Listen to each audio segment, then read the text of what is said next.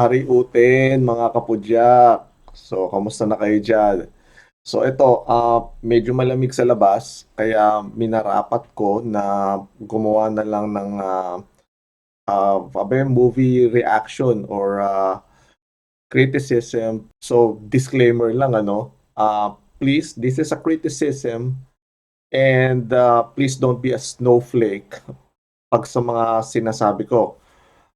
First of all, sasabihin ko na kaagad yung yung educational knowledge ko sa topic is that I'm not a professional filmmaker. I am not a professional. I'm not a professional in any sort of form or way sa filmmaking industry, but I am a filmmaking connoisseur and I am a filmmaking student. So, I just wanna let you know kung saan ako nanggagaling. Um, Movie, yung Voltes 5 Legacy na dinrap nila ng GMA is really good. I'll give it a 7.5 out of 10. Okay? The graphics was really good. Wala kang masasabi sa graphics. Yung mga nerds, geeks na gumawa, no, they knew what they were doing. You can see the passion of that, what they were doing. Weakest link would be the people or the actual person, meaning actors, acting, the directing, and we have a lot to talk about. Okay, so please, just whatever I'm saying, take it with a grain of salt, and just roll with it. And hopefully you enjoy or may natutunan kayo. First thing na pag-uusapan natin is costumes or costume ni Prince Zardo nga ba yung pangalan niya? Is Prince Zardo? So makikita ninyo, I love yung ano niya, yung of coat ba yan or yung trench coat, yung coat niya, coat. It's really good. Slim fit. It's actually reminiscent para sa akin na kay Neo, sa Matrix, yung slim fit, tapos parang palda siya. Sort of, okay? It's not exactly like it. But it just reminds me of that feel. Number two, maganda yung parang cuffs niya imbes na parang ano nga ba tawag doon yung parang what's the word for that? Hindi ko maisip eh. Pero ginawa nilang parang metallic handcuffs. So that's a good change. Tapos gustong-gusto ko rin makikita ninyo diyan yung metallic overlays doon sa chest niya. It's a really good effect and a really good detail. What really fails for me is just it really fails is yung Halo court, and there you go. It's like yung mga designers at saka yung mga costume people that is like you don't know what it's for and you just put it there for the sake of putting it there, right? But here's the thing. Si Prince Zardos, reminiscent yung nila, yung style ng nila, ng mga costume nila, more on the like, I don't know, 13th, 14th, 16th century aristocrats, royalty. And yung part na yun sa collar, I think that's the word for it. Yung collar is just design ng animators na gawing a little spiky. But actually, it's just a collar, and they just failed. It's like it looks cheap, it looks cheesy, and it's a fail, dude. It's a fail. And one more. One more. Another thing, another rule if you're going to take something from animation to live action, you're gonna have to take what you call this creative liberties, because not everything in animation translate to real life costumes. Okay, take for example makikita niyo dito si Chris Evans sa Captain America. Okay? Captain America First Avengers, ang ganda nung World War II costume niya. Right? I mean, yung tactical na. Hindi yung nasa, ano siya, yung hindi yung nasa stage na kumakata-kata siya. It's like, no, dunking, dancing of monkey siya. It's like, no, that's not it. It's yung naging ano na siya, naging Captain America na siya as a hero. It's like, ang ganda ng costume. That's right. It looks tactical. Dalhin mo siya kay First Avengers. I was like, dude, ang corny naman itong costume ni Captain America. Come on, man. And then from then on, everybody decided that's like, dude, we gotta make his costume tactical because the whole thing na yung nakikita mo lang yung mukha niya na parang Batman, it just doesn't work. I don't know why kay Batman works, pero kay Captain America, it doesn't. So, yeah, another example of from animation doesn't really translate to real life, yung kay Samurai X. Makikita nyo dito, na-post it right there. The only people that looks really good sa costume nila si Kenshin at saka yung police, hindi ko alam yung pangalan eh. But yeah, yung sa police because that's an actual real life uniform. You can actually see that in real life. That's why they were able to make it tapos I mean make it really fit dun sa actor and of course yung actor is really tall and slim kaya talagang it just looks good. The other costumes ng mga actors is like, oh dude, this just you look like you're playing ano ba tawag doon? You're playing what's the word for that? Anime. You're just playing sa mga conventions and it just looks cheesy. It's like, yeah. And maybe the Japanese don't understand it yet. Kaya yung ibang mga costume ng mga bad guys nila and good guys, it's like, nah, you're just playing. Let's talk about this scene right here. Sino ba to? Si Commander Robinson, yung tatay ni Jamie, yung leader ng United Nations World Defense or something like that. Anyway, this scene right here. Again, great special effects, great use of augmented reality. I think that's the word for it. Um, it's just that the acting didn't work for me. Um, Number one, I would have gotten. I mean, let's do this. I wish yung ginawa nila sa sa globe, right? Yung globe, nilagyan nila ng display ng number of deaths. Okay? Para at least nakikita natin as an audience kung ano yung nakikita ng character. Because it's like, oh, what is that? What? I'm just seeing freaking the globe. It's spinning, okay? Pero pag nakikita mo yung numbers, it's like, okay, nakikita mo yung yung urgency na it's like, oh shoot, people are dying over there. It's like 16 million, 17 million people and rising. Okay, maybe pakita mo na makikita mo yung mga nagdi-display ng city. It's like Cebu.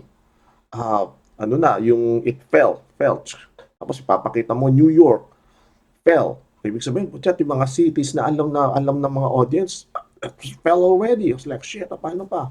You know, they fail to give the urgency. And the acting, I didn't like it. It was like, nakagano lang siya. It's like, I wish he hunched over a little bit. That way he visually showed me, the audience, na ang bigat nung binibitbit niya. You know, those subtle details can actually give um, a better feel of the situation. You know, na nakayuko siyang ganon.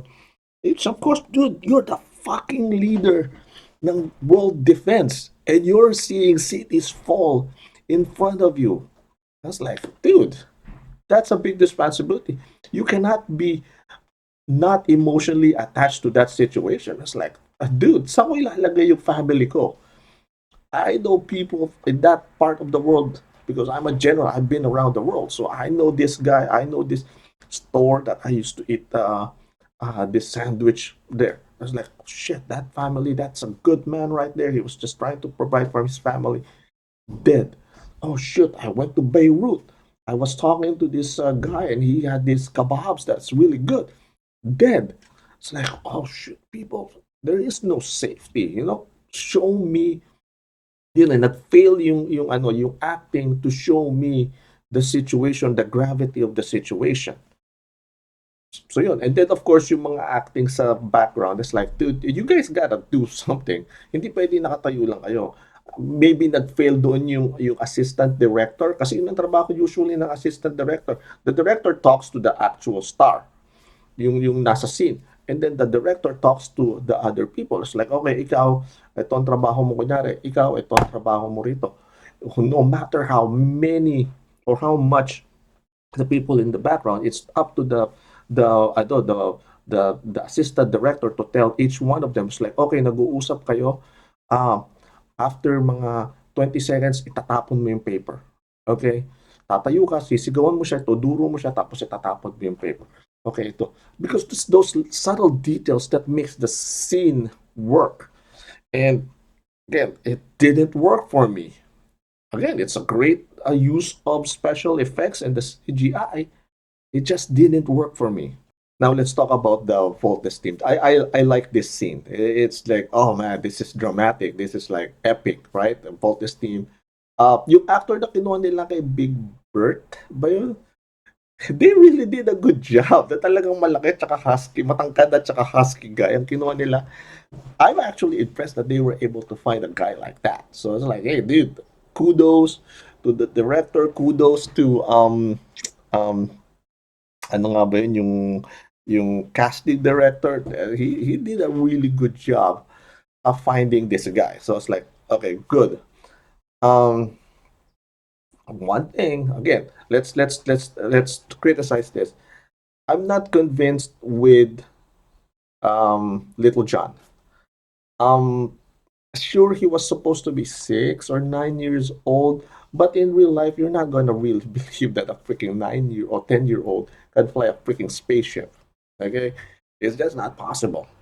Okay, now unless you establish ninyo, maybe, now he's a freaking super genius. It's still not possible. Okay, I wish they had some liberty and they put in um a 16-year-old or a 17-year-old, then you can believe it's like, okay, that's a 16-year-old. That's pretty much a grown man. Yung sila lolo dati actually went to war as a 16-year-old. So I can't believe that. I can't believe that a 16-year-old actually went to war. Okay? So, believe ako doon. You know, that's just like, that's just me. Okay, Jamie Robinson, um, I'm not con hindi ko gusto yung costume niya in a sense because um Jamie Robinson is supposed to be eye candy for the team. Okay, when I was 12, I was 11, I wanted to have sex with Jamie Robinson. I wanted Jamie Robinson to be my girlfriend. It's like, look at her. She's cute, she's sweet, she's got some nice long black hair. It's like, man, man, look at her.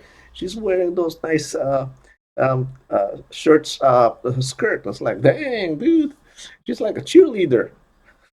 This costume just didn't work. I wish they made the skirt shorter, um, and just enunciate some of her legs. To be honest, it's like kung titignan nyo ngayon yung costume ni Gal Gadot, they really did a good job with this.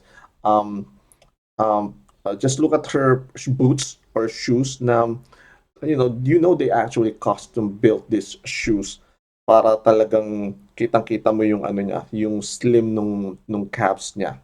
Okay? Para mukha talaga siyang mahaba pag tinignan sa camera. And then of course, kita mo yung maliit na skirt niya, but it's not bastos pa rin, but it's still sexy, you know. And I wish they actually took some time to actually make her look sexy because she's feminine. Make her look sexy. It's kind of like, wow, sexy. Magdadalawang isip ka, gusto mo bang bastusin to or no? Because today, dude, pagka bilastos mo yan, you make a little comment. She can kill you because she's a freaking ninja.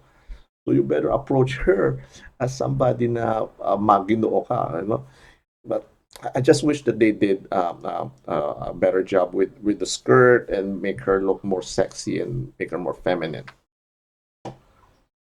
Oh, The boots. Look at the boots. Shoot. I don't know if I can actually have the scene for that, pero makikita mo, it's not actually boots. It's actually ginawa nila shoes, white shoes, tapos nilagyan nila ng parang tube top or whatnot para magmukhang boots sa malayo. But pag tumatakbo, makikita mo naghihiwalay na gano'n. It's like, come on, man! You spend millions of pesos, dollars, millions of pesos in this production. Hindi mo kayang pumunta sa Marikina or something and then ask a cobbler na, like, hey, please, can you make a custom shoes for this? Isukat mo maigi dun sa mga ano mo, sa mga artista para talagang pagkat sinuot nila, it's custom built. It's just like, dude, this feels good. Like, this looks good on you kasi custom made talaga yan para sa'yo. And they just went the shortcuts. I was like, oh man, that's a fail right there. Let's make it feel good. I really like the whole tactical feel ng costume. In addition to dun sa costume ng Voltes 5, I also wanna say na maganda yung tactical look ng costume. They didn't just go for spandex. So that's actually a great design choice, and I gotta give it to them. It's actually a really good design, a really good choice. Now it's like, okay, this is different. So ginawa mo siyang more tactical. Tapos meron kang may layers eh. That way you can actually see certain details on those costumes. So I gotta give that to them. That's actually a good choice. That's a good choice. Take a look at this scene. I gotta hand it to them. This one, maganda yung mga costume ng mga Bosnians. I really love it. Tapos yung kay sino ba to? Si Princess Zarda ba to? Yung parang royalty na tawag nun yung Bay ni girlfriend ni Prince Zardo. They actually did a good job sa mga costume niya. And I like the whole cleavage thing, that it actually makes her look sexy. And it's like, yeah, dude, you're the prince arm candy, It's like, dude, you gotta look nice. You gotta make it sexy. This actually reminds me of something. If you're familiar with Star Trek, The Next Generation, si pangalan ba nito, shoot, nakalimutan ko na yung pangalan. There you go. Si Diana Troy, yung alien nila na parang counselor nila na nakakapagbasa ng mind, actually started up with a really fit costume na katulad nung all the cast. Pero I guess a lot of fans can see that she's busty, and the directors and the costume designers like, okay, if they all comment about her bustiness, why don't we give them something? So I don't know what episode it is, but it started as like, dude, they had an open blouse pan tawag doon, and then they just started showing her bust, and it actually helped the ratings. So, for yung sa actress, I don't know what her name is, acting yung merong kita yung cleavage, it's actually a really good choice. Hey, you gotta show sexy. You gotta show sexy sa okay? Sa the Voltes 5. I know there are kids, but kids are not really lusting after characters. It's the freaking teenagers and the adults that are gonna be lusting after her. Unless of course malaking pulas yung bata, it's like okay, wala ka nang magagawa to. But yeah, you gotta put sexy. Sexy sells, right? Now take a look at this scene. I don't know who this actor is, pero I love the fact na ginawa siyang bad guy, and I think his face actually does it because ang tulis ang tangos ng ilong niya. It just like it offsets your feelings. Like, dang, this guy. Why don't I like this guy? Yeah, because he's a freaking tangos ng ilong eh. He looks like a kontrabida. And that's actually a great choice. Nagustuhan ko to. I was like, dude, This is a great choice. Tapos kontrabida nga siya na, I don't know who he is sa anime, but it's a great choice. It's like, dude, no wonder nobody likes you. Takos na relo mo eh. Di ba? Mostly, mga kontrabida, mga mangkukula, matatakos ang relo. So it's like, yeah, dude, it just works. That works. Oh, this other scene right here. I actually love the helmet ng mga goons or the mga soldiers ng Bosnia because they actually kept the eyes closed or to keep it hidden with the shades or something. Because, di ba sa anime, hindi mo rin nakikita yung eyes eh. So that's a good detail ng costume designer. So I'm gonna give that to them na, hey, dude, you actually kept them from seeing the eyes. So that's actually a great thing. I love it. I'm like, dude, great design, great execution. I love it. Now let's talk about this Top Gun moment.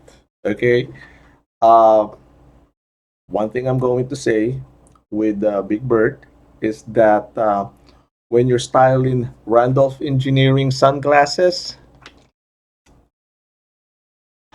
you're in good company. And how can you go wrong with fucking Randolph Engineering? Huh? Zac Efron, Brie Larson, Johnny Depp, Chris Evans, and even the fucking Mandarin are all sporting Randolph Engineering. So it's like, dude, look, you're in the same fucking ano ba tawag doon, style class as fucking Johnny Depp and Chris Evans. Enough said. This scene, the pilot. Uh, does the director even know why they're going like this as yung mga pilots? Okay, let me just explain it. The reason why pilots communicate with their hand gestures is because yung crew sa baba, they cannot talk. They cannot radio. Okay, they cannot radio. They can't. Because those fucking jet engines are roaring so loud, there's no way that they can talk to each other. That's why they're using hand gestures. If you looked at this scene right here, where um, the hand gestures ng pangalan nun, nagka-hand gestures yung ground crew. Also sa mga aircraft carriers, you're going to see dun sa scene na to, they call that guy the shooter, where he's the guy na pagka sinabi niyang go, the person inside the aircraft carrier or somewhere inside the deck has a button and he's gonna push it and he's gonna catapult the airplane.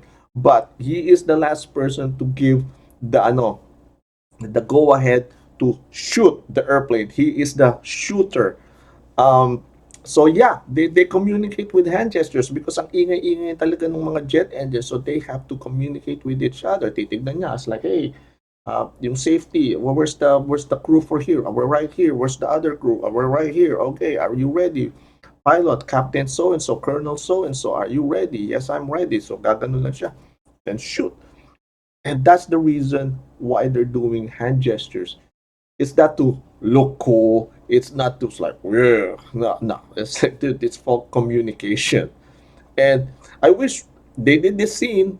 I wish the director actually inserted or showed an air crew. That way, as a, as an audience, I know that, oh, they're actually communicating. He's not just like looking at the camera like, I'm cool. It's like, no, no, no. That's not how that works. This scene right here with Dr. Smith inside the command center ng Camp Big Falcon, it really is a great fit. Yung coat niya, they actually did a great job that made him look like what's at the anime. And I also love the patches here. Look at this. Look at the patches dun sa mga uniforms nila and whatnot. That's actually a good detail. And if GMA you're looking to make a little money, you can sell that fucking patches. You can mass produce that patch, and I know a lot of people would actually want to buy that. People who want to just do cosplay, oh, she's like, dude, they would fucking buy that shit. I'm telling you that right now. You know? I was like, dude, ask to me, yung company ng nagla-license ng Voltes. Fuck, dude. Let's sell the fucking patches. I want that patch. Tommy hoodie ko, put the patch there. Cool. It just adds a little detail to it. So yeah, and I also love the ano yung hairstyle ni Dr. Smith. It's just like, dude, he actually did a great job cutting his hair. Or yung mga hairdresser, they did a really really great job. I am actually surprised. I was like, dude, they actually brought Dr. Smith to life. Enough said. Let's rewind a little bit. Let's go back to this scene right here. I have a problem with most Filipino actors na parang pare-parehas ang hairstyle nila.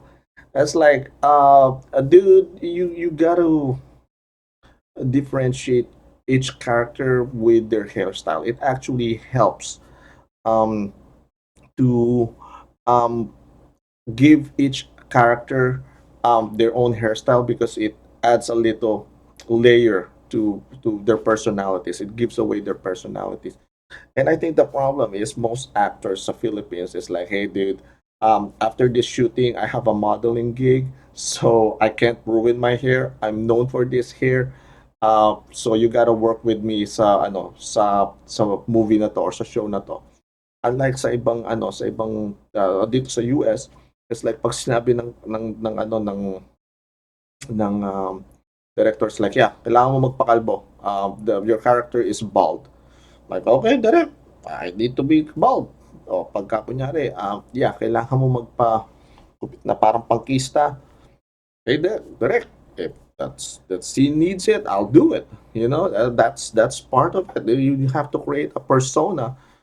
You gotta what do you call that one? Embrace the persona ng character mo.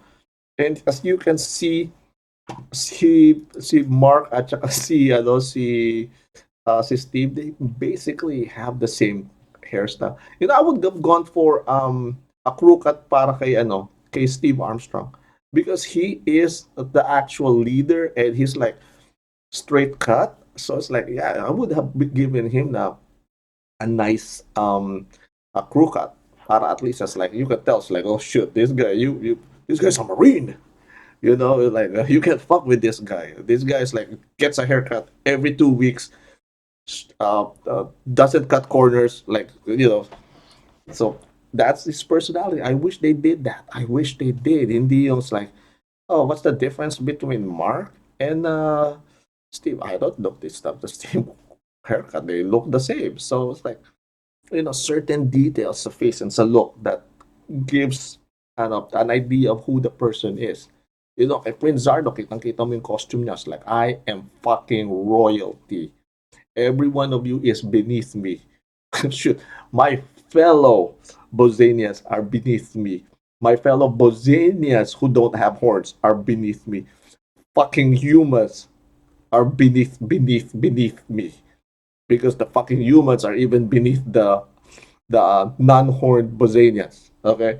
So, you got up, pinakita nila visually. I'm a king. I'm a king. I am a prince. Okay?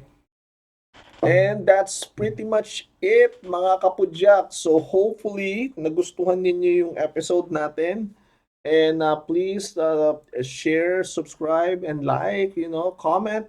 I want to hear what your thoughts are because this is going to break a lot of people. Yung sa, I know that, but hey, if we want to take our cinema to the next level, we gotta hear the bad things we did. Hindi pa pwede, wow, everything is great, everything is world class. It's like, no.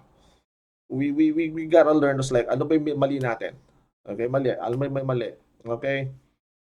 We gotta learn. We gotta take it to the next level by learning. It's like, okay, this didn't work. I like what he input. Let me take that to the next let me take that into consideration next sa filmmaking ko. So, that's all for today. Hopefully nagustuhan ninyo. Thank you so much.